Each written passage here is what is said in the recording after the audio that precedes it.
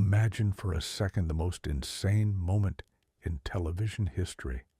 That legendary desert standoff where Ignacio Varga, better known to the world as Nacho, looked Hector Salamanca dead in the eyes, delivered the most epic monologue of his life, and pulled the trigger. We all remember the collective gasp from the community, that heartbreaking finality that closed the book on one of the most compelling characters in the entire Breaking Bad universe.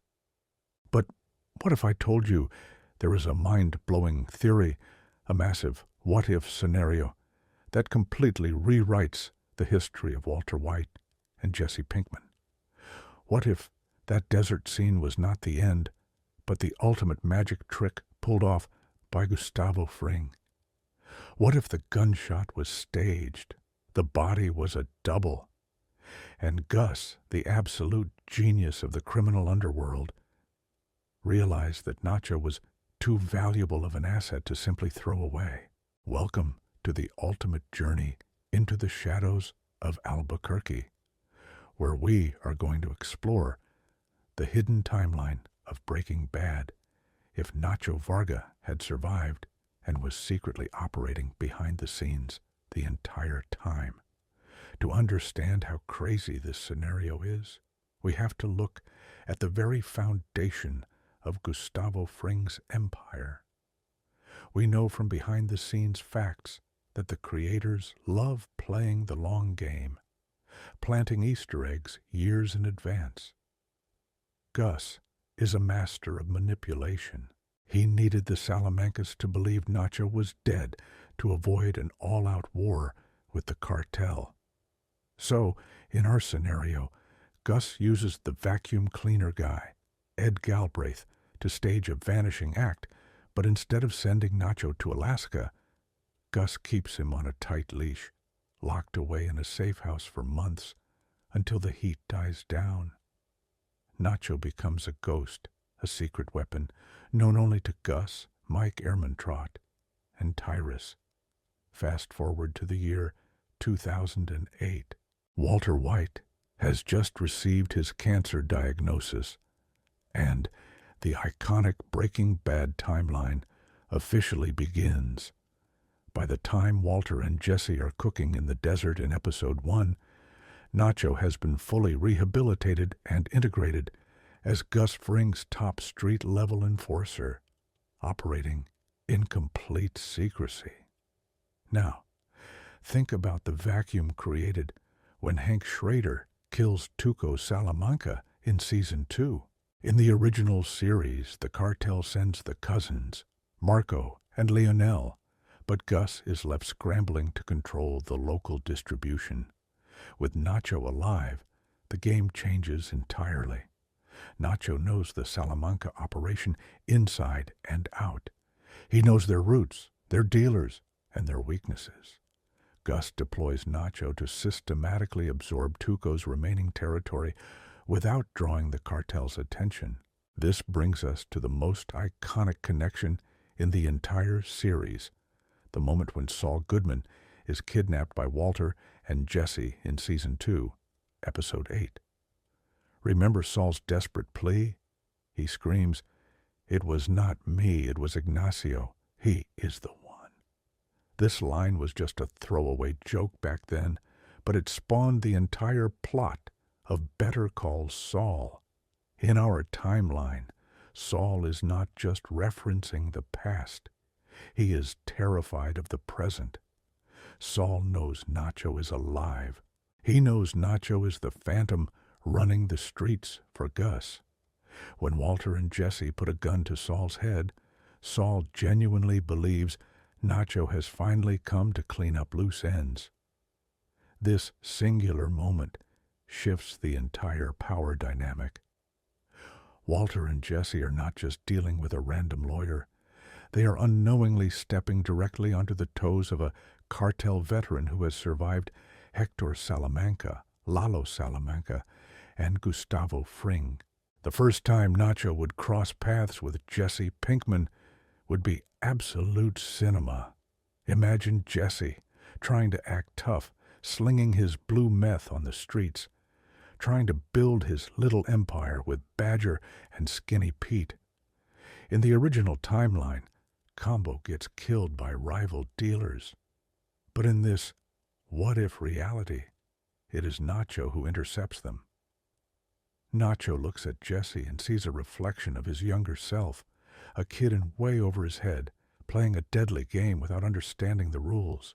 But, unlike Tuco, who would just beat Jesse to death, Nacho has a moral compass buried deep beneath years of trauma. He sees Jesse's innocence. He grabs Jesse, slams him against a wall, and gives him the most terrifying reality check of his life, warning him to get off the block. This secret meeting creates a hidden bond between Nacho and Jesse, a mentorship born in the shadows. Nacho becomes the big brother figure that Jesse desperately needs, a role Mike would later try to fill, but Nacho understands Jesse's street-level perspective even better.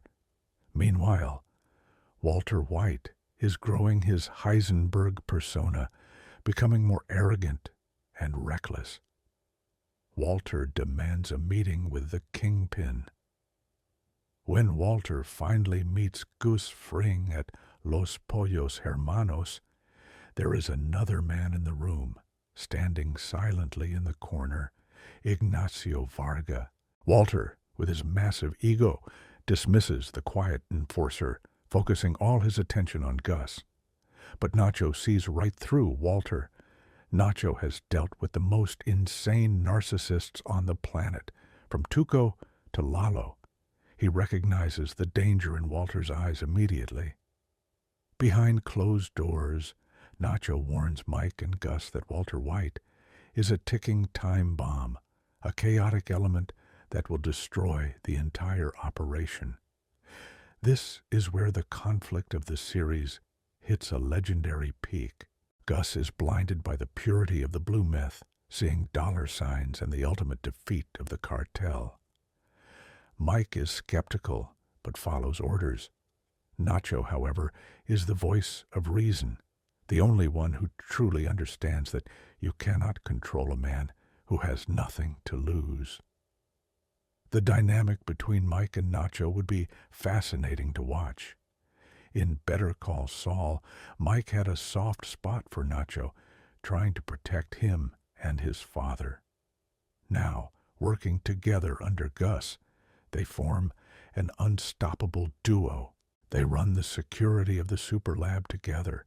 When Gail Boetticher is introduced, Nacho is the one vetting his security, knowing full well that Walter is plotting to eliminate him. The tension builds to the Season 3 finale, the famous Half Measures episode. When Walter runs over the drug dealers to save Jesse, it is not just random Gus henchmen on that corner. Those are Nacho's guys. Walter's act of violence is a direct attack on Nacho's operation. Gus orders Walter's execution, and in the original timeline, Mike and Victor take Walter to the laundry. In this reality, it is Mike and Nacho. When Walter calls Jesse to kill Gail, Nacho is the one who realizes the play. With his street smarts and quick thinking, Nacho races across town to intercept Jesse. Imagine the climax of Season 3, Jesse crying, gun pointed at Gail, and suddenly the door kicks open. It is Nacho Varga. He does not shoot Jesse. He tackles him. The gun goes off, but misses Gail. The genius of this scenario is that it forces Walter into a corner he cannot shoot his way out of. Gail is alive, Jesse is captured, and Nacho has effectively checkmated Heisenberg. The community would go absolutely crazy for this turn of events. Fan theories have always debated what would happen if Gus had a more capable right-hand man than Victor. Victor was arrogant and careless, which led to him being spotted at the crime scene. Nacho is a survivor, a ghost who leaves no trace. If Nacho was there, The box cutter episode would never have happened the same way. Gus would not need to kill his own man to send a message. Instead, the focus of Season 4 would shift entirely.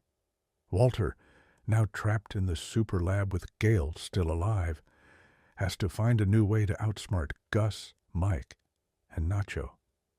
This creates an impossible three-headed dragon for Walter to slay. The psychological warfare between Walter and Nacho would be incredible.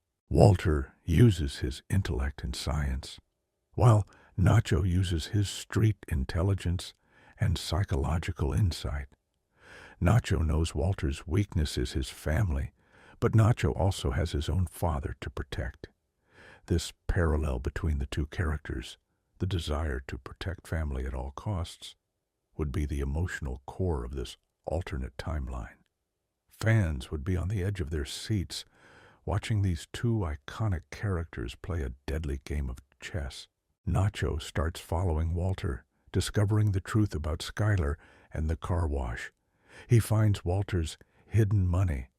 He exposes all of Heisenberg's secrets to Gus. Walter, feeling the walls closing in, tries to manipulate Jesse again, using the ricin cigarette plot. But here is the ultimate twist. Jesse trusts Nacho more than Walter. When Brock is poisoned, Jesse does not go to Walter's house with a gun. He goes to Nacho. He breaks down, confessing everything. Nacho, knowing the depths of Walter's manipulation, pieces the puzzle together. He realizes Walter poisoned the kid to turn Jesse against Gus. This revelation is mind-blowing. It takes the greatest manipulation in television history and flips it on its head. Nacho confronts Walter not with violence, but with the cold, hard truth, stripping Heisenberg of all his power. But Walter White is a cornered animal, and as we know, that is when he is at his most dangerous. Walter reaches out to the one group that hates Gus Fring as much as he does, the cartel, specifically Hector Salamanca. Walter visits Hector in the nursing home, but instead of just offering a suicide bomb to kill Gus, Walter uses Hector's hatred for Nacho. Walter tells Hector that Ignacio Varga, the man who put him in that wheelchair, the man who betrayed the Salamancas, is alive and working for the Chicken Man. The look on Hector's face would be pure, unadulterated fury. Walter has just set off a chain reaction that will burn Albuquerque to the ground, bringing the ghosts of Better Call Saul crashing directly into the timeline of Breaking Bad, setting the stage for a finale that no one could ever predict. A collision of past and present that would shatter the criminal underworld forever. The nursing home is quiet, but the tension is suffocating. Hector Salamanca, ringing his bell with a ferocity we have never seen before, has just been told by Walter White that the man who put him in that chair, Ignacio Varga, is alive and working for Gustavo Fring. This is not just a plot twist. This is a seismic shift in the Breaking Bad universe. In the original Season 4 finale, Hector kills Gus in a legendary suicide bombing orchestrated by Walter. But with Nacho in the picture, the dynamic is completely different. Gus does not go to the nursing home to taunt Hector about the death of the cartel. He goes there because he knows Walter has made a move. Gus brings Tyrus, and crucially, he brings Nacho, thinking that showing Hector his living, breathing failure will be the ultimate psychological torture. This is the moment where the genius of the writers and the insane depth of these characters collide. Gus steps into the room, impeccably dressed as always. Nacho stands in the doorway, the ghost of the Salamanca past. Hector's eyes lock onto Nacho. The hatred is palpable, a burning fire of revenge that has been simmering since Better Call Saul. But Hector is not looking at Gus. He is looking at Nacho. Walter, in his absolute desperation, did not just give Hector a bomb. He gave Hector a purpose. As Gus begins his usual calculated monologue, Hector's finger twitches over the bell. Ding, ding, ding. But here is the mind-blowing divergence. Nacho, with his unparalleled street instincts and deep knowledge of how the Salamancas operate, notices something the arrogant Gutsfring misses. He sees the wire. He sees the absolute lack of fear in Hector's eyes. In a split second, Nacho dives across the room, tackling Gus out into the hallway just as the explosion rips through the nursing home. The blast is deafening. Tyrus is killed instantly. Hector is gone. But Gus Fring, the chicken man, the undisputed king of the Southwest meth trade, survives, saved by the very man he saved years ago. This is where the what-if scenario goes absolutely crazy. Walter White thinks he has won. He goes to Jesse, ready to celebrate the death of their mutual enemy. But the news breaks. An explosion at Casa Tranquila, multiple casualties, but the target survived. Walter realizes with absolute horror that his masterstroke has failed. Heisenberg has missed. The fallout is immediate and catastrophic. Gus is wounded, his pride shattered, but his empire is still standing, and now he is out for blood. The iconic face-off episode does not end with Walter saying, "I won." It ends with Walter, Skyler, and Walter Jr. packing their bags terrified, realizing they are dealing with an immortal enemy. But Gus is not the only one forever changed. Nacho, having stared death in the face once again, reaches his breaking point. He realizes that as long as he is in this game, his father, Manuel Varga, will never be safe. The central conflict now shifts from Walter versus Gus to a three-way war of survival. Walter trying to save his own skin, Gus trying to eliminate all loose ends, and Nacho trying to orchestrate the ultimate exit strategy. Behind the scenes, we know the creators of Breaking Bad loved pushing their characters to the absolute moral limit. For Nacho, that limit is Walter White. Nacho knows Walter is the poison that infected their perfect operation. With Gus recovering, Nacho and Mike take full control of the empire. Mike, always the pragmatist, wants to hunt Walter down. But Nacho proposes something far more brilliant, something born from the streets. You do not just kill Heisenberg, you dismantle his legacy. Nacho approaches Hank Schrader. This would be one of the most iconic team-ups in television history. Hank, the relentless DEA agent, and Nacho, the cartel survivor. Nacho does not turn himself in. He operates in the shadows, becoming Hank's ultimate confidential informant. Nacho feeds Hank the breadcrumbs. He gives him the location of the hidden methylamine. He exposes the intricate money-laundering web with Saul Goodman.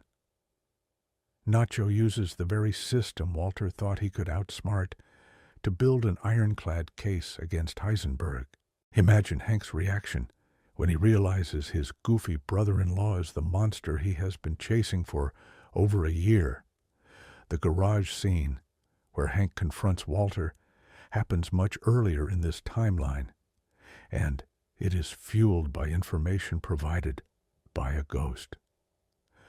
Walter is cornered not by a drug lord with a gun, but by the relentless pursuit of the law, orchestrated by the man he tried to underestimate. Meanwhile, Jesse Pinkman is caught in the middle, In the original series, Season 5 is a tragic downward spiral for Jesse, manipulated by Walter until he ends up enslaved by Jack Welker and the neo-Nazis. But with Nacho alive, Jesse has a different path. Nacho intercepts Jesse before Walter can manipulate him further.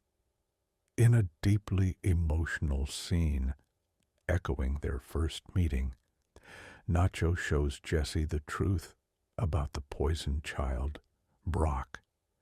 He does not let Jesse fall into despair. He gives Jesse the push he needs to break free from Walter's toxic grip. Jesse helps Nacho and Mike dismantle Walter's operation from the inside. The neo-Nazi storyline never happens because Uncle Jack and his crew are wiped out by Mike and Nacho the moment Walter tries to hire them. Gus Fring's empire remains the dominant force, but it is a wounded beast. As the DEA closes in, thanks to Nacho's tips, Gus prepares his final escape. But Gus has one last condition. The loose ends must be tied, and that includes Nacho's father. Gus threatens Manuel Varga, the ultimate line that cannot be crossed. This sets up the true climax of the series. It is not Walter in the desert with a machine gun in his trunk. It is Nacho Varga returning to the super lab one last time. Nacho confronts Gus Fring. The tension is unbearable. Gus, the man who spared Nacho's life but enslaved him for years. Nacho, the man who saved Gus from the bomb but is now destroying his empire. The dialogue would be absolute cinema, a culmination of every theme from Better Call Saul and Breaking Bad. Gus tells Nacho he is nothing without him, a stray dog he took off the street. Nacho looks at the cold, calculating Kingpin and delivers the most legendary line of the alternate series. "You think you own me, Gustavo? You own a ghost. And ghosts don't bleed." A shootout erupts in the super lab, mirroring the intense action of the show's greatest moments. It is raw, brutal, and emotional. Mike is torn, but ultimately sides with Nacho, realizing that protecting family is the only code that matters. Together, they put an end to Gustavo Fring, not with a bomb, but with the same cold finality that Gus used to rule his empire. The meth lab burns, destroying the evidence, the blue meth, and the legacy of Heisenberg along with it. In the aftermath, Walter White is arrested by Hank Schrader. There is no grand shootout in the desert. Walter does not die a martyr to his own ego. He is stripped of his power, his money, and his family, forced to face justice as a pathetic, broken man. This ending denies Walter the blaze of glory he always wanted, which is the ultimate punishment for his narcissism. Jesse, having been granted immunity thanks to Nacho's deal with the DEA, is finally free. The final shot of Jesse is not him screaming in a car, escaping slavery. It is him in Alaska, working with his hands, at peace, exactly where he always wanted to be. And what about Nacho? As the sirens wail in the distance and the Albuquerque sky turns a deep purple, Nacho visits his father's shop one last time. He watches from across the street. He cannot approach him. He cannot speak to him. But he knows his father is safe. The cartel is gone. Gus is gone. Walter is in a cage. Nacho slips into the shadows, meeting with the vacuum cleaner guy, Ed Galbraith. He pays the fee. He gets a new identity. The ghost of Albuquerque finally finds his peace. This what-if scenario is not just a fun fan theory. It is a profound exploration of redemption. It takes the darkest corners of the Breaking Bad universe and injects a glimmer of hope through the eyes of a character who always deserved better. It proves that even in a world ruled by monsters like Gus Fring and Walter White, the love for one's family can be the ultimate superpower. It is a testament to the genius of the writing in this universe that adding just one variable, one survivor from the prequel, can create a completely new, incredibly satisfying, and emotionally resonant masterpiece. And that, my friends, is the insane power of storytelling. That is the magic of the Breaking Bad universe. If you enjoyed this mind-blowing journey into the alternate reality of Albuquerque, make sure to hit that like button, subscribe for more deep dives into the greatest secrets of television history, and drop a comment below. What other Better Call Saul character do you think could have survived and completely changed the events of Breaking Bad? Could Lalo Salamanca have outsmarted Heisenberg?